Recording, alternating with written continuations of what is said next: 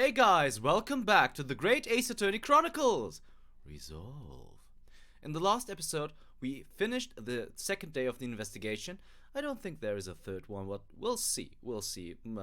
Ace Attorney is always full of surprises, so maybe there is going to be one. But now we are here at the Old Bailey and are going to start the second day of the trial. So it's the 23rd February at 9:23 a.m. at the Old Bailey and the defendant's antechamber.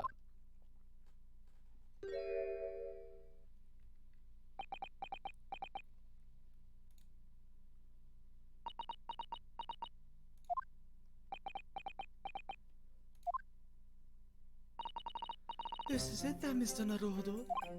Yes, it's time to put an end to this now. To the miserable curse that has been plaguing Mr. Natsume. To everything! And in my own small way, I shall do everything I can to help you. You are helping a lot, Susato-san. You're the best. I always appreciate your help, Miss Susato. Suffering Soseki selfishly sidelined! Good morning to you too, Mr. Natsume. Good morning! Good morning, locum student Mr. Naruhodo Esquire! Listen to you two, chatting away happily as if the main play of today's trial isn't here! Why would you do that? Why? Oh dear, we didn't mean to cause offense, Mr. Natsume. I thought perhaps that because you had your eyes shut so tightly, you were meditating, finding inner calm. It seemed wrong to disturb you. I was waiting! What's the matter, Mr. Natsume? You seem different somehow today. Why, naturally that's because I've attained spiritual enlightenment. The path of literature, you see, is a journey to discover one's own death. Or such like. That's the sort of morning conversation I was hoping for. That's why I had my eyes shut. I missed the signs, I'm afraid. Somehow you'll have to forgive me. And you mustn't talk of your path leading to you to death, Mr. Natsume. That was just an example! Oh yes, there it is. In a car. You barely came to see me at all yesterday. I was sure you'd abandon. I was sure you abandoned me and returned to our beautiful long-lost homeland. We've not even been in Great Britain a week yet. Yes, well, anyway, I intend to set everything straight in court today. I'm determined to uncover the truth. I've actually reached an important decision myself. Oh, what sort of decision? I shall fill you in after the trial. Alright.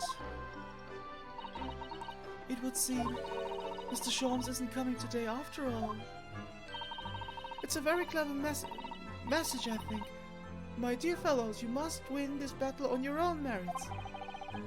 It's a very clear message, I think, that he's overslept again.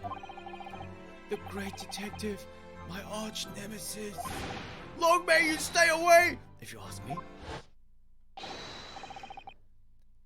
Defendant and your legal representative. The trial is about to begin. Make your way to the courtroom immediately.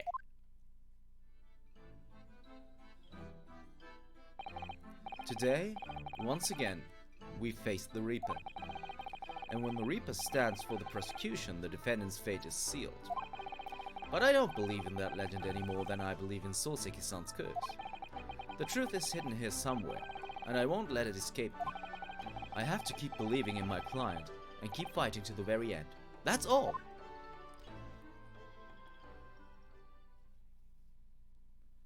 That is true, Ryunosuke. That is so true. 23rd February, 9:40 a.m. The Old Bailey courtroom. It's the same jury as last time. In the name of Her Majesty the Queen, I hereby declare this court to be in session. I call upon the counsels for the prosecution and defense to declare their willingness to proceed. The prosecution is ready. Yes, the defense is ready. Very good. And now I call upon the 6 ladies and gentlemen of the jury, chosen by a lot to represent the will of the people in this trial. Are you ready to proceed? Absolutely, justice will be done, you'll mark my words. I feel obliged to say, I feel especially ruthless on days where my hat is sitting just right. Oh, well, I wonder if you could just adjust my hat for me and please be as ruthless as you like. Thieves deserve to die if you ask me, especially gas thieves. I've no sympathy for the man at all.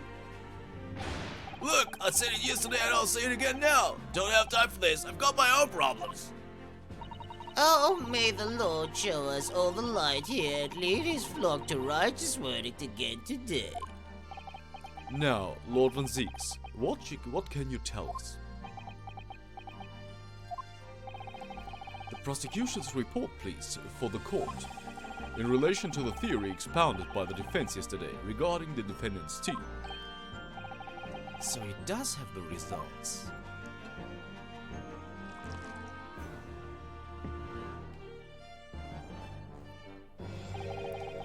Before the prosecution delivers the black news about the black tea belonging to the black art and the dark, pray, allow me a moment to savor a liquid of a more sanguine hue. In fact, I'll defer to the good detective for the report. Here's to you, Inspector. Yes, sir. Thank you, sir. As indicated by the defense, we found a bar of soap just outside the victim's window in the snow. And there was indeed a frozen reddish liquid in a little depression on the top of it. Yes, that's the tea. That's what Mr. Natsume brought with him that night. Well, the brains at the yard and analyzed it, and yes, you're right, it was tea. And there wasn't a trace of strychnine or any other toxic substance in it. No poison at all. In other words, the tea that the defendant brought with him to the victim's room is innocent. It's in the clear.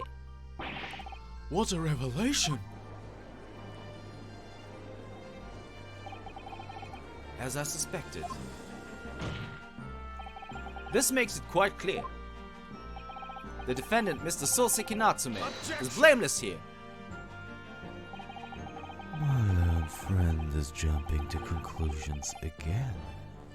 A typical Nipponese reaction. What? Yes, it's true. No poison was found in the few drops of liquid recovered from the soap on the window ledge. But what logic is that? Would you take a drop from the Thames and conclude that the water in the ocean isn't salty?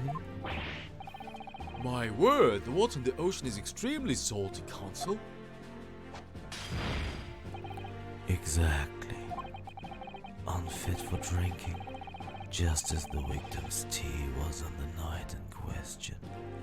As the court has already heard, bitter was the precise word from the lips of Mr. William Shakespeare, whom the prosecution now calls back to the stand.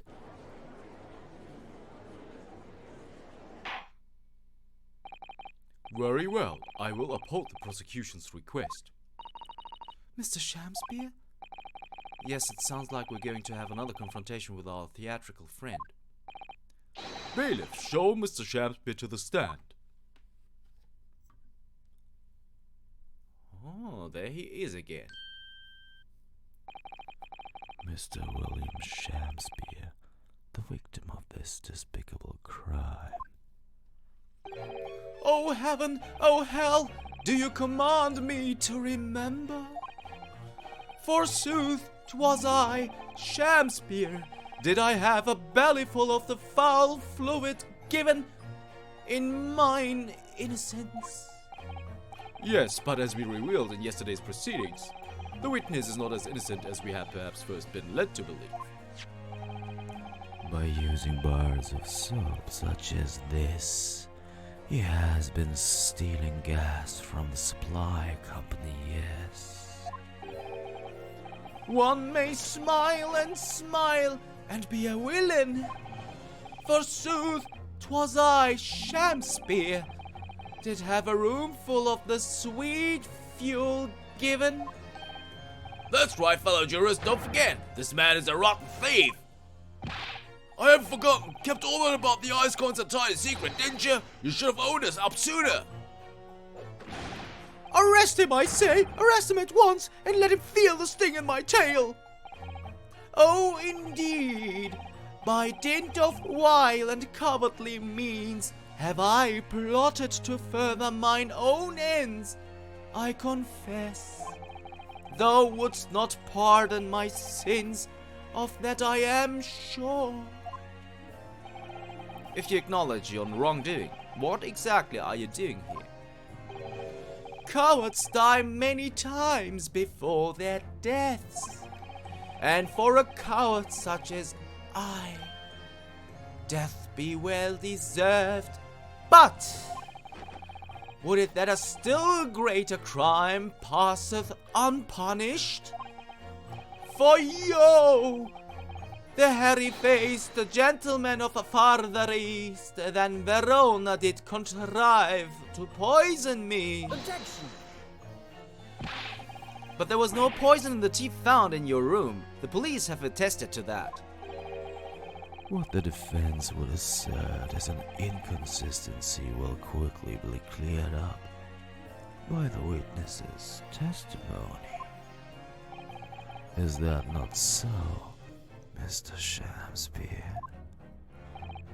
Verily, my liege, I would most gladly speak. Very well. Let the witness testify to explain this inconsistency. Tell the court, why is that poison apparently entered your body, though none was found in the tea? Well, I'm eager to know. Witness testimony. The tea inconsistency.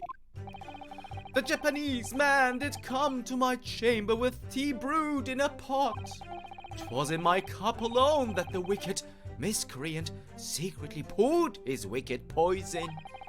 Whilst feigning distraction in our debate, ne'er did a drop of his own drink pass his lips. When he departed by and by, I did use the tea that remained in his cup to make my coins of ice. Thus, 'tis no surprise that poison be not found in the tea I did pour into the molds of soap. Okay. The poison was slipped into the cup after the tea had been poured. The normal way for poison to be administered, in my experience. Quite, otherwise it would be disastrous if the poisoner were to mix up the cups, for instance. But no poison bottle was found at the scene. Because quite simply the Nipponese took the bottle back to his own room. The absence of a vessel containing the poison only becomes problematic when considering suicide. I knew that. By now it should be perfectly clear. A bar or two of cheap soap is wholly insufficient to wash the deep stains of guilt from the accuser's hands. Sirs, madams, 'tis true that I, Shamspeare, be a common thief of gas. But, listen here, ladies and gentlemen.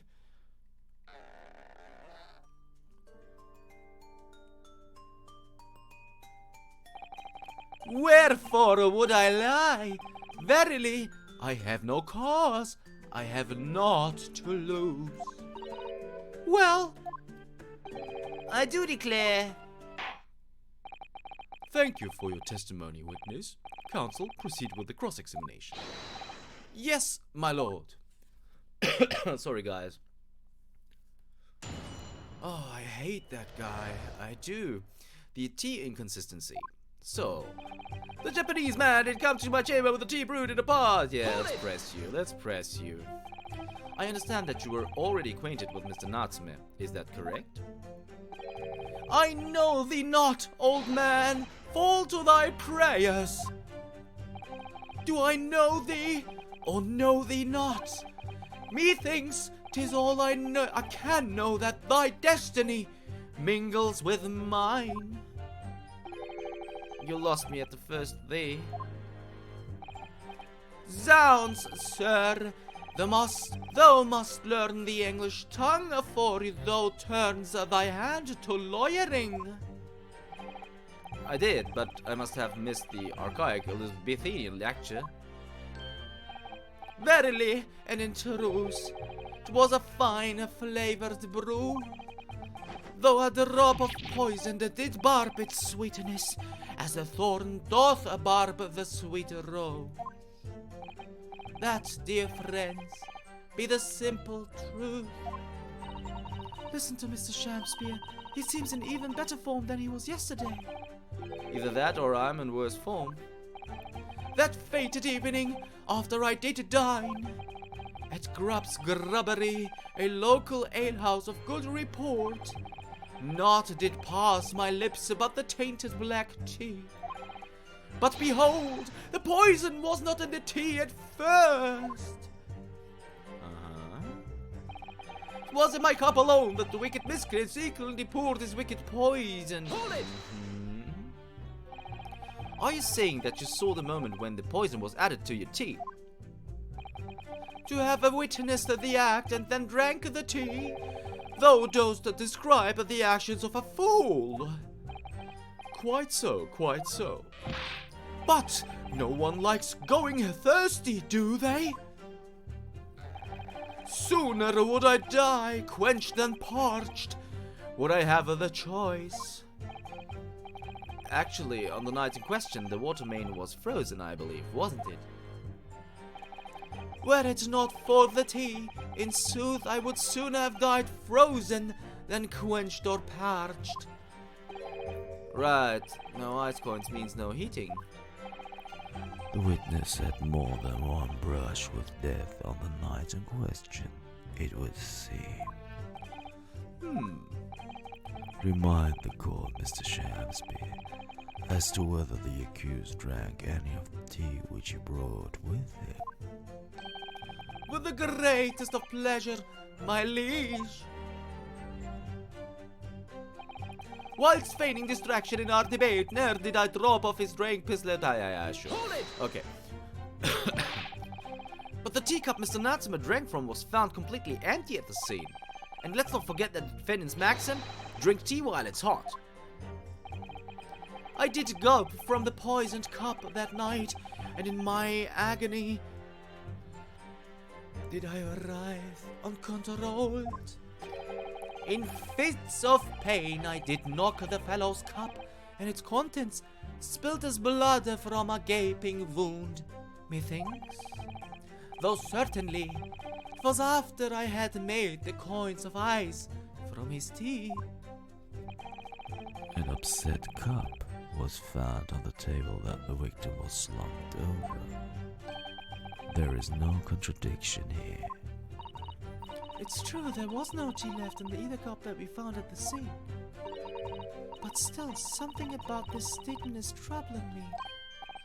Yes, of course, I know what it is. It's Mr. Natsuma's wise drink tea while it's hot maxim, isn't it? No, I'm not sure that's it. Thank you, witness. Now reiterate for the court what it is that occupied you after your guest had left and before you drank your tea. When he had departed by and by. Yeah, sure. Did I use the tea that remained in cup? No, I can't. Let me just check. Did a drop of his own drink pass his lips?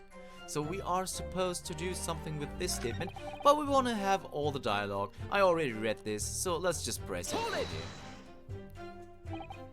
Yes, so that you could cheat the gas company, in fact, isn't that right?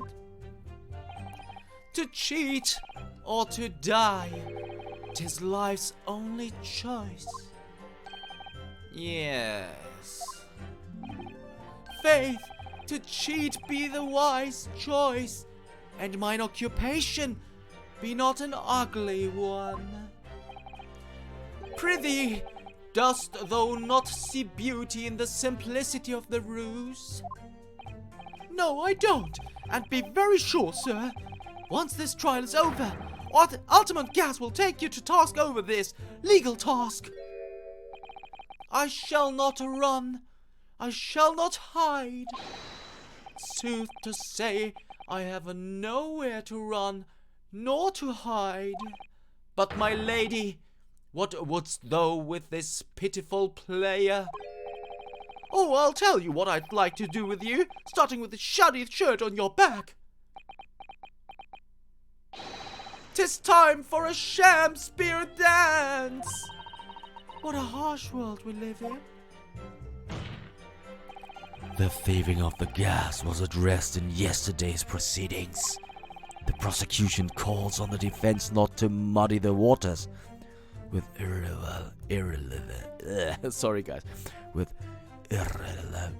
irrelevancy. Oh my god. I'm not very fit today. Consider it a warning, counsel. Yes, my lord. Why am I the only one in trouble here? Mr. Shakespeare, after the accused returned to his own lodgings, you used his tea to make your coins. Is that correct? To cheat or to die, I did make my choice many moons ago. Thus 'tis no surprise that poison be not found in the tea. I did pour it into the mold of soap, yeah. Okay, so if you say so.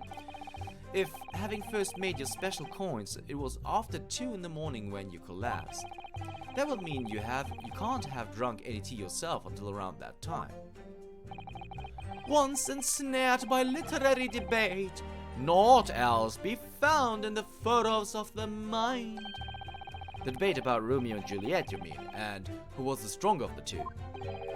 Rightly did I pay no heed to the tears I wrestled with the abominable fellow. I don't remember debates like that when I was studying. Are you suggesting that neither of you actually drank the tea whilst it was hot that evening? My lord, wouldst thou be privy to some Shakespearean wisdom? Husband, wife, and tea, ought I tepid be? Ah yes, so very true. Everyone has different preferences when it comes to tea. I think you might have interpreted that wrongly. So it's been proven that there was no poison in Soseki-san's tea. That should be hugely in our favor. But the atmosphere in this courtroom today... It feels as though everybody's against us, Mr. Naruto. It must be the Reaper's poison. I'm afraid that if we don't find a significant flaw in this testimony somewhere, the jury will pounce and find Mr. Natsume guilty. It really feels like we've jumped into the fire here. Alright, so... This is... Never did he drop of his own drink past his lips, huh? So we were supposed to... When we press this... I'm just gonna jump across real quick, guys. Yeah, we had this already. And then... Yeah, it's true, but still, something is odd. Yes, of course, I know what it is. It's Mr. Natsume, yeah, sure. And then she says, no, I'm sure that's not it. Alright, so if we go to history here, history. It's true, there was no tea left at the was, but still, something about the statement is troubling me. So, oops, that's not the one. We want this statement. And there is something weird about it. There's no ring, no tea ring on the side of Mr. Natsume's cup. So that means that the pair of teacups is evidence enough, because you don't leave stains. I'm not that much of a tea drinker, but I'm a coffee drinker, guys. And if I leave my coffee in the cup for too long, it makes stains like this. But if I drink it quickly, then there are no stains left. So I think that we just present the pair of teacups. Objection! You claim that Mr. Natsume didn't drink a drop of tea on the night in question. But that's impossible. How? Chop logic. What is this, you dark eclat fiend? The two teacups from the scene, one used by the victim and the other by the defendant, have a clear difference between them. One that represents incontrovertible proof. Incontrovertible? Sorry, guys. What difference? Look at the inside of the cups. Just here, there's a clearly visible ring. Yes, a tea ring. Commonplace enough. Indeed, such stains occur all too readily when one leaves tea in the cup for a while. And yet, Mr. Natsume's cup has no such ring. Good lord, you're right. It's completely clean. And prithee, sir, what makest thou of it? Exactly what Mr. Natsume told the court yesterday. The Japanese saying he quoted, Drink. Tea? Well, it's hot. That's right, yes. The jittery Mr. Natsume was true to his usual self that night and drank his tea in no time. Oh! If, as you claim in your testimony, he didn't touch a drop of his tea, a ring would have been developed on the inside of his cup as well after the several hours the tea was left standing. But, In short, Mr. Shamspeare, you clearly lied to the court. get thee to nunnery! Objection!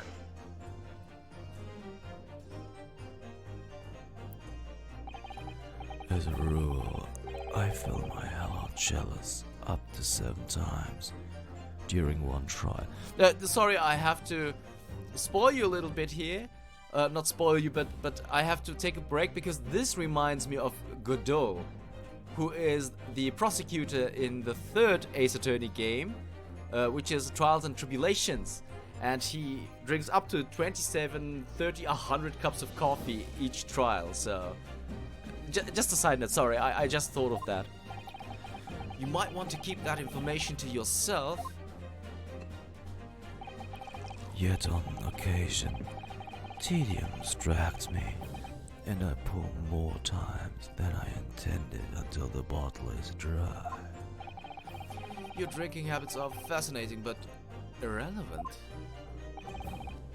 On the contrary, they illustrate the thickness of human memory. To William Shakespeare, Yes, my liege. though you previously stated that you made the coins of ice from the leftover tea in the accused's cup, could it be that you were perhaps mistaken? Could it be that, yes, perhaps there was some tea remaining in the small teapot left at the scene? A fact that had vanished from your memory until now? Faith, my liege, thou art a magician.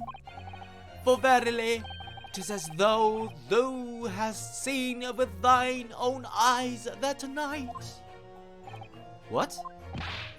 Forsooth, I was mistook. I did plan to use tea from the Japanese fellow's cup, but yo!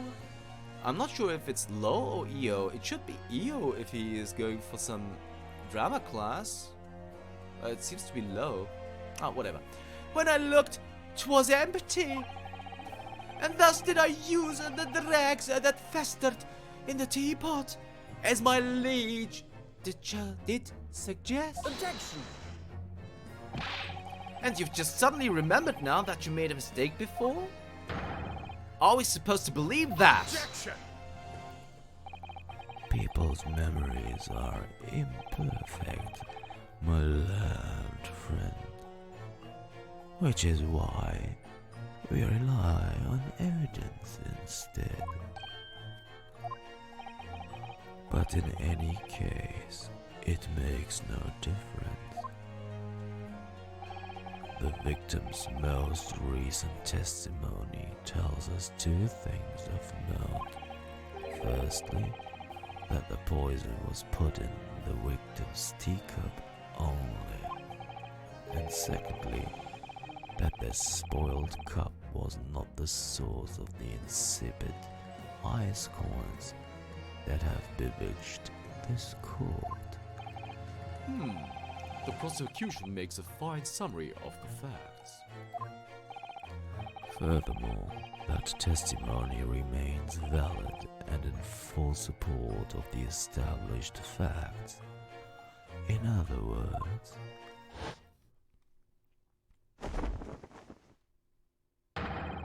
the inconsistency claimed by the defense simply does not exist. No! What does this mean then? I do declare it means there's no issue with the gas thief's testimony. Apart from the bit about the evening gas, obviously. My lords, ladies and gentlemen of the jury, I do solemnly swear, after I did dine at Grubb's Grubbery alehouse that night, naught did pass my lips but the black tea given me by the Japanese, whose back be stooped as low as death. And on what did you dine, sir? Why, I did partake of my favorites, a broth as wouldst be called soup, and a leaf as wouldst be called salad. As insalubrious a menu as the establishment where it was served. But you gods will give us some faults to make us men. Willingly would I suffer what punishment 'tis seen fit to serve a wicked thief of gas. But I pray ye wise and noble fellows, never forget the simple truth. That be one thing, and this be another.